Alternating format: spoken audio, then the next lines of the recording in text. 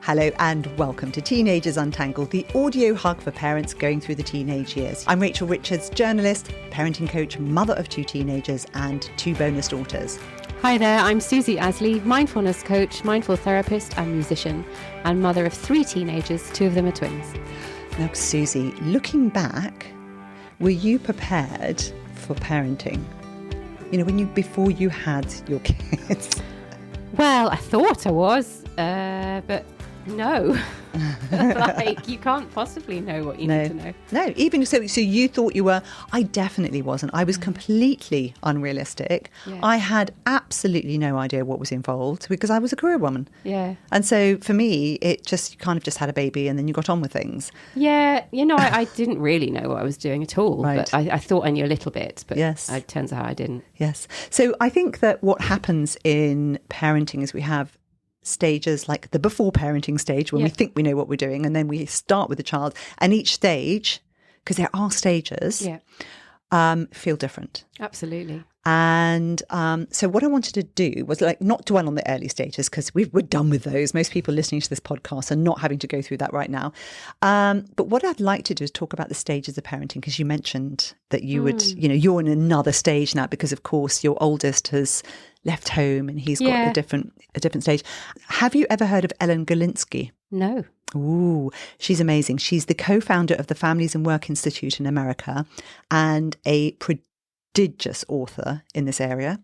She identified 6 stages of parenthood. Interesting. Some say there are 5, others say there are 4. We're going to focus mainly on the teen and young adult stage, but we'll talk about those. Let's start, though, with a nugget. Do you have anything that you can share with us this week? Actually, my nugget is something we were just speaking about. It's turned into my nugget, which is over the last couple of months, I've had some mold in the house, which has been not very fun. And I had this horrible cough for a long time. And it was actually my daughter that was, Mum, you need to get that checked out. Mum, you need to get that checked out. Yes. Go to the doctor. And it felt like a role reversal. So and lovely. she can be quite bossy, so I went to the doctor. Thank God for bossy teens. But it was really sweet, and she she was genuinely concerned. Get that checked out, Mum. Come on. And it was a good thing to check it out, Yeah, because it you was. were suffering. It was No, it good was for you. on the way out now, but it was very sweet. Yeah, and I love it because my daughter recently said, Mummy, why do you just keep losing the keys in the house? And I said, well, I've got a key stand. And she said, well, why don't we just have something on the console table? And I thought, why haven't I done that yet? It's a brilliant They come idea. up with these great ideas and you go, wow, you're actually contributing to my life. This is fantastic. So no, I love that. And they that. love you recognising that. Yes, it's a great relationship. Mine is thinking again about the episode we did on cancel culture, and this extraordinary level of judgment and gossip and small group mentality that comes with being a teenager and comes with being in these institutional settings where there's nowhere to go. They're all in it together. Yeah. And it just made me think that, if only that young man in that setting was surrounded by people who had been taught a different way of doing things. And what I mean by that is just being able to say to our kids when they tell you something and you go, wow, because I love that. I love my kids. My kids tell me all sorts of gossip. And I always go, wow, that's so, gosh, they did that. Ooh. And it's fun. It's kind of fun. People love these. This is why tabloid newspapers sell. This is why magazines that have these stories and sell. And then just saying, so what did the other person say? And if they say, well, we know what they think, and you say, well, but do you? So I'm really curious, because I didn't, and I still don't, even though I work on it, have the imagination to really understand how somebody else might have experienced the situation and why they would have done what they did. And I just think being able to say to our kids, I've been watching a court case where I was given one bit of information by the lawyer and the person who is being questioned. And then the next lawyer stood up and started questioning. And I thought, whoa, okay, it was an absolute about turn of information. And I think it's just helping our kids to be prepared to say, have I got the full story? Yeah, absolutely. Can I understand this deeper? And would it be, because I think they often feel like they're being a traitor if they ask the other side, because it's quite comfortable thinking, oh, I know what I think about this. Oh, 100%. It's much easier It's much to nicer. be in the 100% camp, isn't it? And to be with your gang battling against tribal. Yes. But with that, by doing that, it's really beautiful. You're training empathy in them. Yeah. And an ability to think creatively, which we need in life. Yeah. So, just wanted to think about that. So, however you define these stages, there are stages, aren't there? Yeah. And they're not easy to say, oh, I've gone into a new stage. You kind of realise it when you trip over. Yeah, into the afterwards. New stage, don't you? You think, afterwards, oh, wait. you go, oh, hang on, it feels a bit different. Oh. Yeah. And I've got a summary of the stages that Ellen Galinsky pointed out. So do you want to hear them? I'd love to. Yes. There's nurturer, birth to 1 year. During this time, a baby needs to know that they feel safe. Your job is to create a safe space for your child and meet all their needs. Mm-hmm. Boundaries, which is age 1 to 5. This is the time, remember it well, when children start to test their boundaries. And it's okay and even natural for them to do this, but we need to set clear and consistent boundaries. Yeah, they're meant it's to quite do that. challenging, isn't it? Yeah, it can be. Training the heart, ages 6 to 12. And at this stage, the child begins to take ownership of obedience. In order to do this, they need to understand the why. Oh, I rankled at the word obedience there. Oh, too funny. Too funny. Of course you did. Interesting. Of course you did. What I think what she means by obedience is actually they're not going to obey unless they understand why. So in other words, I think it's phrased in that way, but I think what actually they mean is this is the stage where they don't just blindly follow what you're saying and they start questioning. Yeah. And that is the sort of 6 to 12. They're going to start going, I want to know why. And this is really important for understanding how society works, and conversations are really important in this time. And listening and respecting the child and being able to discuss things rather than just say, because I said, which is, again, it's the nice, easy option. Ages 13 to 18. So these are our stages now, right? So the 13 to 18, I mean, that last stage, some of our listeners will be in, but that's the stage of parenting where you should be able to begin stepping back and allowing the child to make some decisions. And this is more of a coaching role. And, we've got to let them make mistakes. Yeah. We've got to let them take the consequences for bad decisions they make, knowing that they've got your support up until that, And it's so difficult. It's so hard. It's so hard.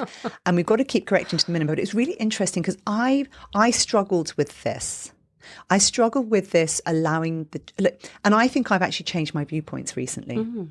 I think I struggled with it because I didn't know what the right level was to be. So how much support, how much freedom, I think is a really hard place to find. And I think it changes, and I think it's different depending on the child. Yes, absolutely. But in the book 10 to 25, David Jager talks about, he just says high support and high expectations are critical. And I think I probably didn't understand that very well and wasn't necessarily particularly good at getting that right. Yeah, no, that resonates with me as well. I think I found the early years of teenagers fine. I thought, what's the problem? Because I was okay. I was okay letting go in those years. I was all right and watching them do what they needed to do and develop. I think mine anyway maybe need more support now, or maybe I've changed my views on it. I'm not sure, but it's definitely changed for me as well as they've gotten older. Yeah, interesting. Because I'm sure people listening, some of them will be high. They like to control what's going on because they're fearful that if they don't control it, then something terrible will happen. Yeah. And there will be others who are very hands off. Yeah. And the thing that really changed for me was understanding that, you need the high support as well. And the other thing that's really changed for me is having a much clear, after discussions with my two daughters, I've understood that there's a really dramatic difference in the way that they're viewing things and learning.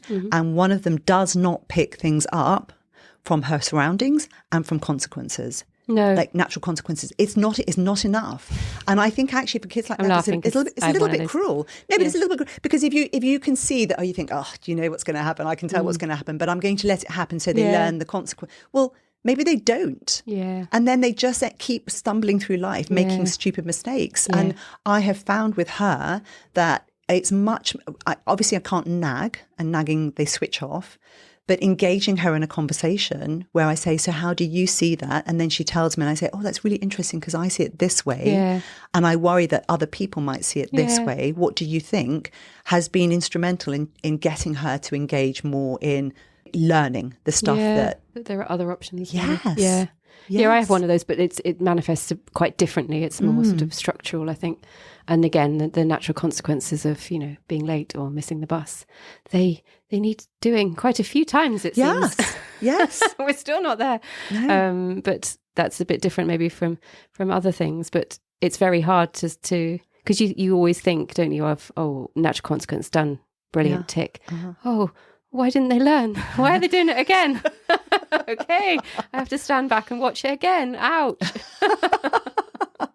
Yeah. It's hard. It's really hard. But I think when something, because I keep thinking, like, when you come back to the high support model, the thing to do is we have to almost be prepared to talk them through. So rather than just, because I know that when I was younger, if something bad happened, I'm an optimist.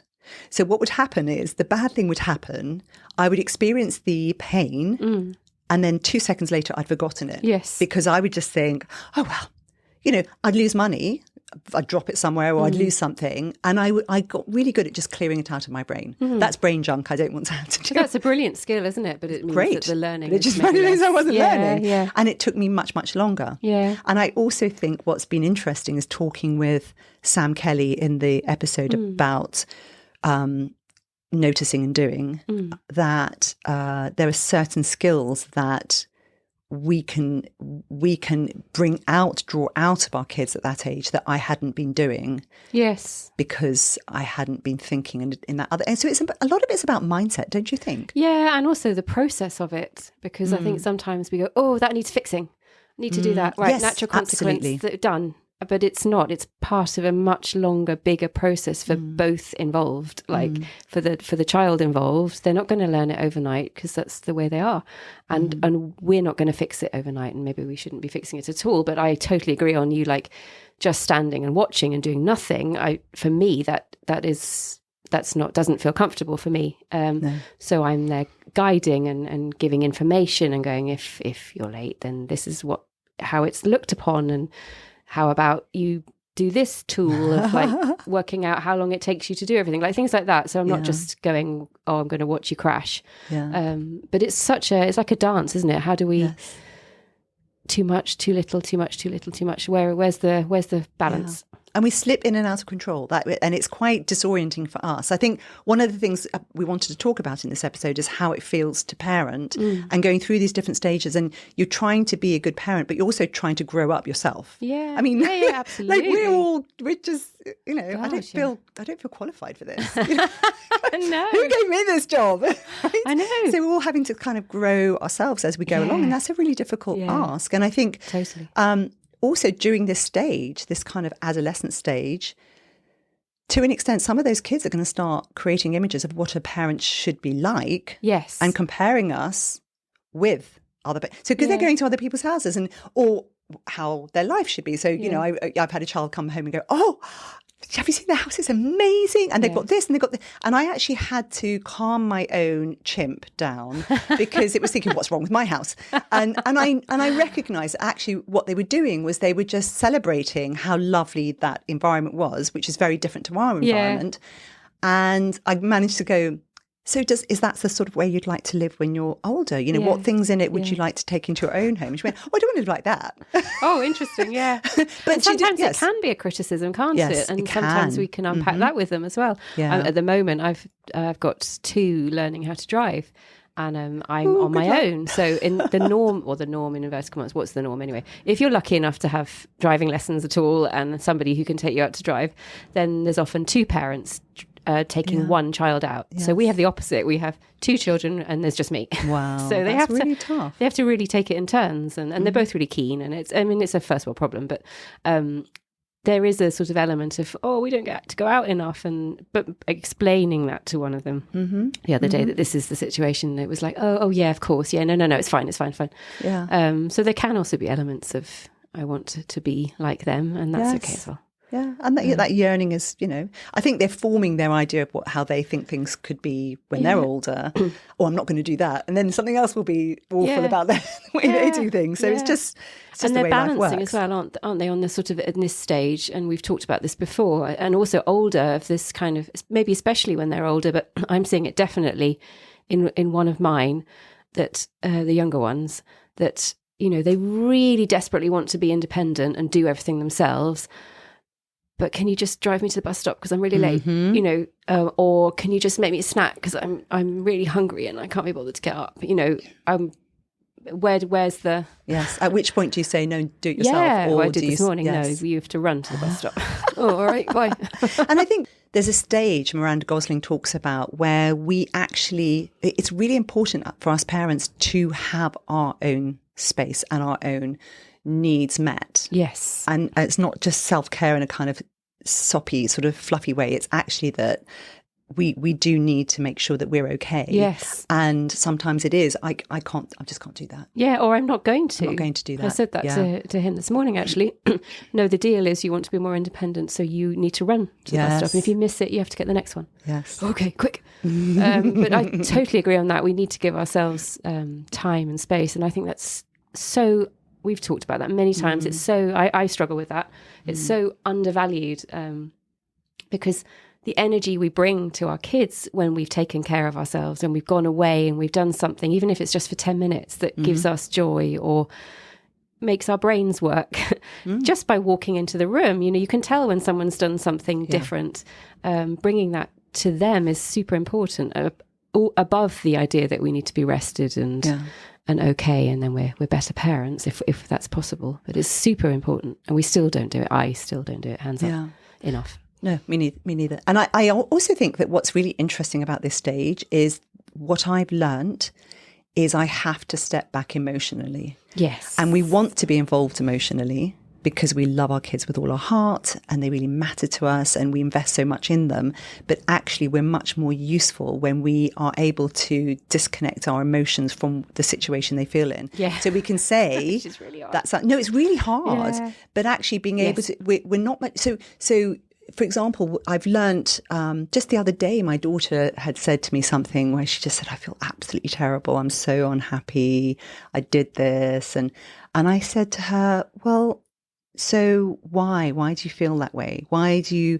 Okay. And then what was the situation? How did it lead up to that situation? And all I did was I switched on my curious voice and just sat there and let her talk it through. So I didn't get involved. I did not get emotionally involved. I just managed to sit back, and that's taken me a long time to develop. Yeah, amazing. Emotionally, I don't jump in. No, it's unpacking it with them, isn't it, if we can. If you do that, it helps them go through the steps. Oh, I did this and then they did that. And oh, yes, then that happened. And then they slowly can unpick it themselves. Yeah. We can just be a blackboard they can write stuff on. What a gift to give them the ability to unpack the stuff that comes up for them, because that will happen again and again, won't it? Yeah. I find it useful too, because I think we all find that really difficult, emotionally unattaching ourselves. We're so over-invested. Following through on my thought process. So when we want to control or we are worried about them, it's fear-based, isn't it? Fear, but fear of what? Yeah, and then following that thought to its end, which is usually a sort of massively catastrophized thing based on our own rubbish normally, or whatever it is. But really making yourself follow that, what frightened of what, and then what, and then what, and then what, and then questioning it. And then once you know what your fear is, the core of it, you'll see it pop up each time and go, oh, there's the fear. Oh, there it is. Hello. Right. I'm going to park you and I'm just going to take this situation. Yeah. And that's really helped me. Yeah. And I think when you start out in these teen years, you're looking up going, gosh, what's this going to be like? And I need all these skills and I need to adjust to it. And one thing I've learned is that, our teens aren't necessarily going to be the people that we picked they were when they were younger. They're not going to. They're going to. Not. They have to dabble with their identity. Yeah. They have to form an identity that sort of works for them, and sometimes that's not at all what you pictured. And you absolutely have to accept and love that person. Like you've got, and I think that's a really hard thing to say, because I think there are a lot of people who say, no, but I have these values and my child has to sit within these values. And we can say that, but they may, and I'm thinking about kids who are homosexual, for example. I don't know if people use that, maybe same-sex attracted, for example, or kids who are neurospicy and they're never going to fit into the academic model that you've been looking at. This stage, the stage 4, is actually having to adapt the way you thought things were going to be to the child you have. Yeah, it's super important. It's super important, so challenging. And it goes to the core of what do we need as human beings, doesn't it? To be seen and heard and loved and accepted just as we are. And if we get that at home, which many people don't, but really accepted, then we get this massive gift of stability, don't we? But if we don't get that, if we're judging, if we're worrying, if we're fearing, which we all are as well, because we're all human beings with our own baggage, then that gets filtered through to the kid. Yeah. And for me, with my bonus daughters, if they call me or they message me, one of them in particular messages me whenever she's got a problem. And she always says, "Oh, I'm so sorry." And I'm like, "No, I love it. It's the biggest compliment that she's actually interested in whether I can support and help her." And that's what we want to. But that's set up. That comes from her feeling safe, that she's not going to be judged or made uncomfortable. Which is beautiful. And that doesn't, in the same breath, doesn't mean that we have to be silent on everything they say. Oh, no. Or not nudge them. And if they come and say, "Oh, well, I've really messed this up," then, we can give our opinion on it, that actually I think that's a bit rubbish of you, or I don't think that was good enough, or whatever the situation is. For sure.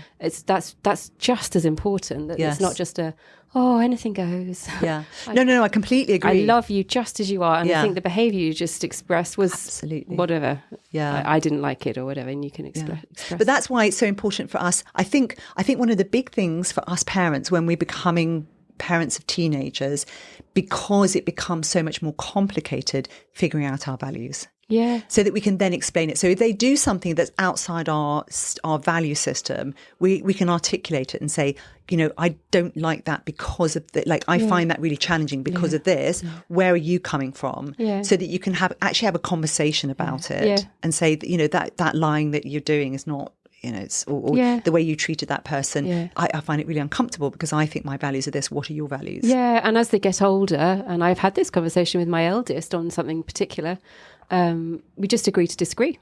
Yeah. Yeah. Okay. This is how I see it, and I hear that you see it differently, and that's fine. I understand that you see it differently, and that's empathy, isn't it? And I don't agree with you. Yeah. And should we just agree to disagree? And he's like, yeah, okay. Yeah, and that's a guy. I'm sure when you had an 11-year-old, for example, that was not something that you'd think you'd have to go through the whole thing with you, because you can't imagine it. No. I couldn't imagine with my 11-year-olds how it would be when they were 18, and we'd have that we would have, our role will have evolved. Yeah, actually, with him, I think I would have been all right with that. Yeah, I don't know. Hard to think back, isn't it? Yeah, they are evolving. Yeah. While you're in the relationship with them, and you sort of just have to adjust constantly along the way, rather than you don't go, oh, now we're going to do this. No. And it's a slow dance. It's a very difficult. Yeah. So the next stage that she talks about is mentoring. So the one before, what was that? Coaching. And now mentoring. Was that 13 to 18? 13 roughly, to 18, and then mentoring. Was that 18 to what? 18 to job or marriage. Brilliant. Or it may just never end. 18 to job or marriage. How interesting. This is Ellen Galinsky's been around for a long time, so maybe some of this has changed. Yeah. Once your kids are 18 or older, they should be living their lives. The goal of this stage is to be the mentor. This was written before the cost of living crisis. I think so. It? Yeah. But I think emotionally. I do think I've got an 18-year-old, and I think she's living her life. Yeah, no. And I think my role is mentoring. I literally don't have to instruct her on anything in particular. We have a relationship where she'll come to me. Yeah. And talk to me about things. And she means relationally as well, doesn't she? Not where they're living and all of that kind of stuff. So it's not about telling them what they should do. It's supportive but disengaged. Yeah. And they're fully responsible. Mm-hmm. Now, not all of them will be. will they? No. Not all of them will have reached that stage, No. and we have to be prepared to. So one lady wrote to me and said she was struggling because, her son's left school, he's 18, and he hasn't really sorted it. He hasn't got on his feet yet. He's neurospicy. That's fine, because some of our kids will take longer. Yes, but we 100%. still have, the support still, if they're in that, if they're not ready to actually take on all these things, I do think we need to be constantly still there, unfortunately. Yeah, then it's really the dance of nudging and letting go, nudging, letting go, isn't it? Because you can't just, I would disagree on that. You just go, you're fine, you'll find it. go No, with the flow. Yes, they won't. Actually, no, let's nudge you a little bit, because it feels unsafe to just be left hanging.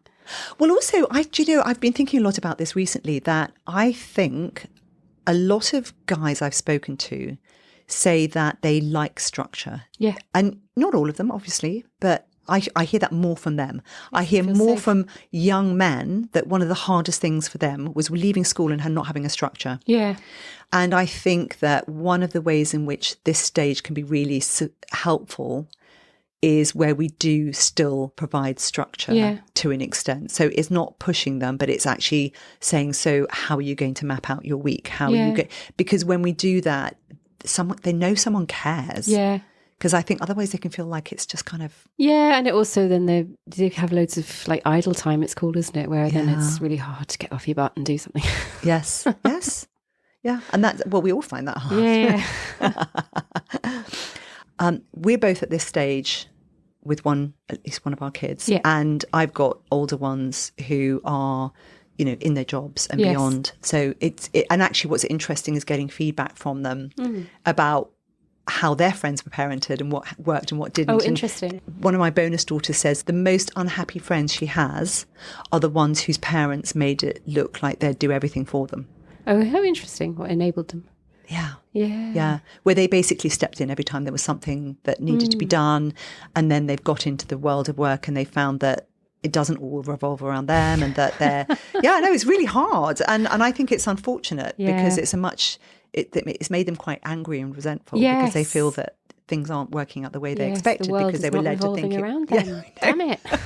But coming back to this sort of 18 to whatever, job, marriage, travel, whatever they're doing, have there been adjustments that you found particularly difficult? Yes and no. I think some of it has been really beautiful and really sort of organic. My son's at university, so I think he would still say he lives at home, but is obviously away for a lot of the time, living his life at university.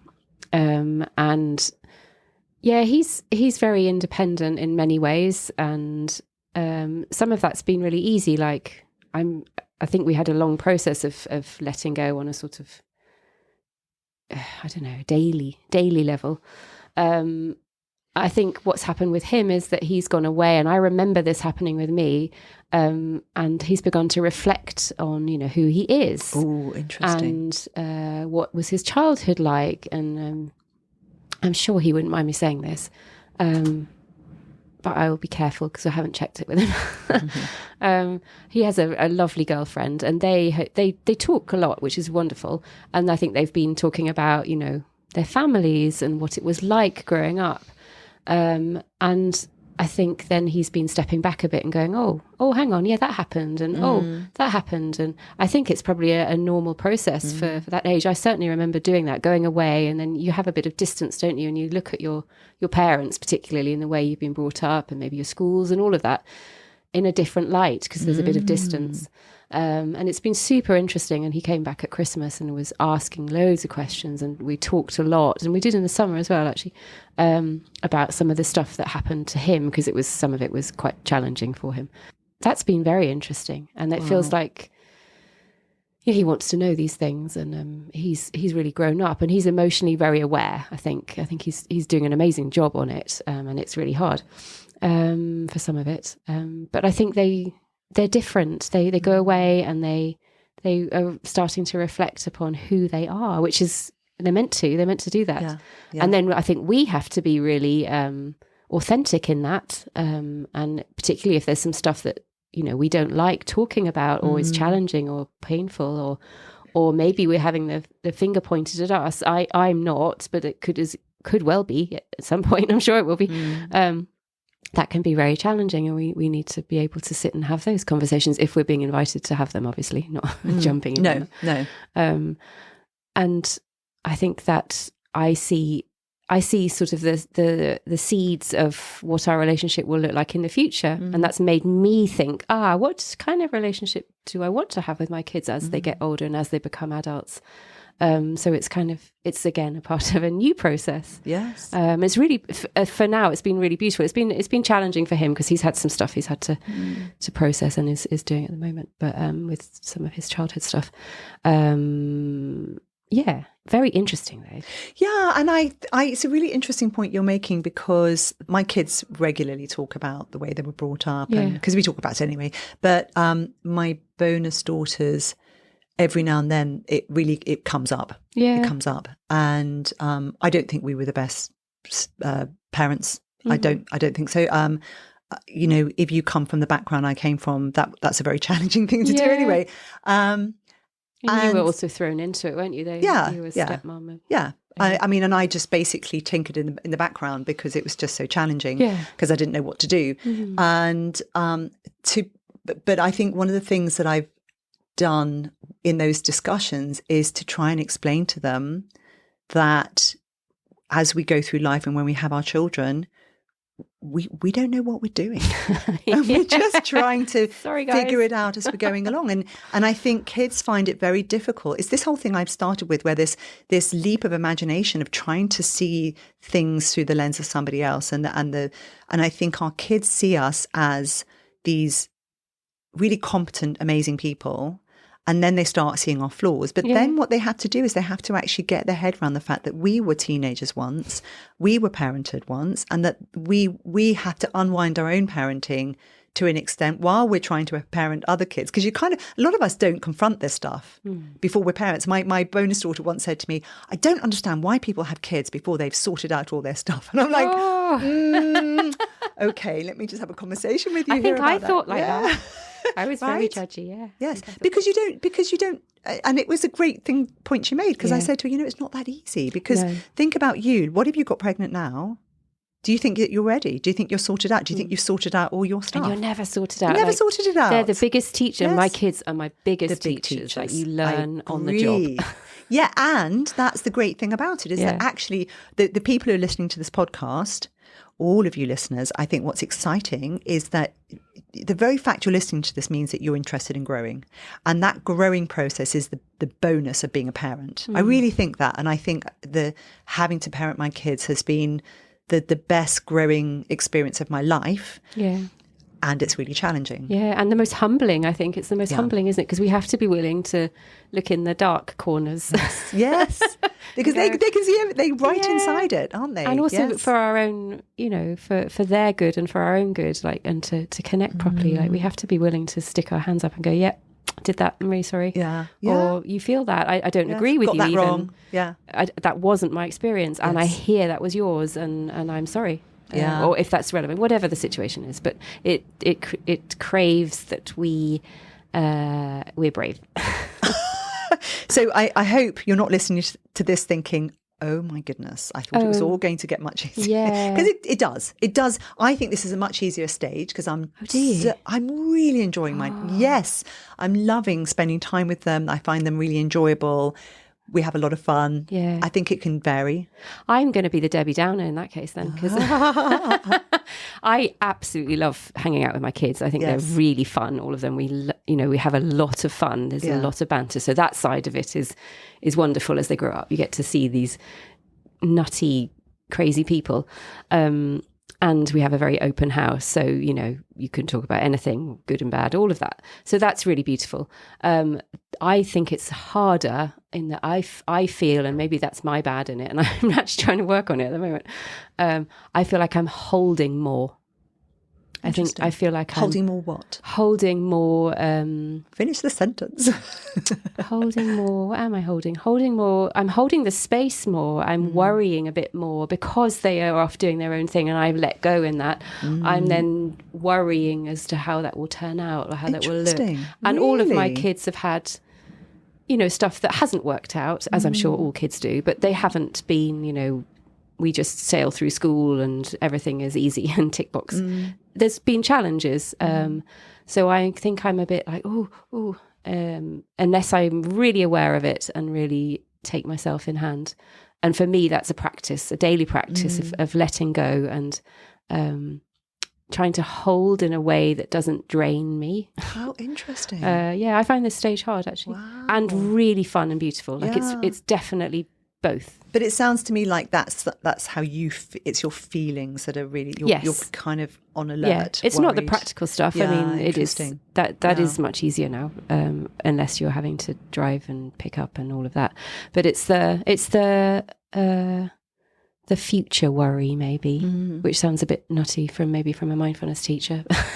But it's the awareness that, oh gosh, that my mind has gone there. I'm worrying about that, and bringing it back each time. I feel I'm holding more, but maybe that's just the circumstances that my kids are in, and there have been a few bumpy bits in the way. Right. I feel like put one foot in front of the other. I'm really shrinking my views about that to try and so that I don't feel scared. I've got one who's left school completely, who will start studying again in September, completely, practical course. Yeah. I look at that and I think the course she's on looks incredible. Yeah. But that whole industry is being really impacted by AI. And then I think, well, they all are. Then I think, well, actually there are skills that she needs that will set her up for managing anything in life. And that's what I'm going to focus on. I'm not going to worry about the rest of it. I refuse to. Which is amazing, And I dip into that as well. But I also dip into the, oh, yikes, because I don't know. I think on a daily level, there just seems to be always something. Right. Yeah. And maybe it's the emotional connection and the talks and the needs, which I'm always happy to drop everything and do. Yeah. I don't know. It's a phase. Yeah.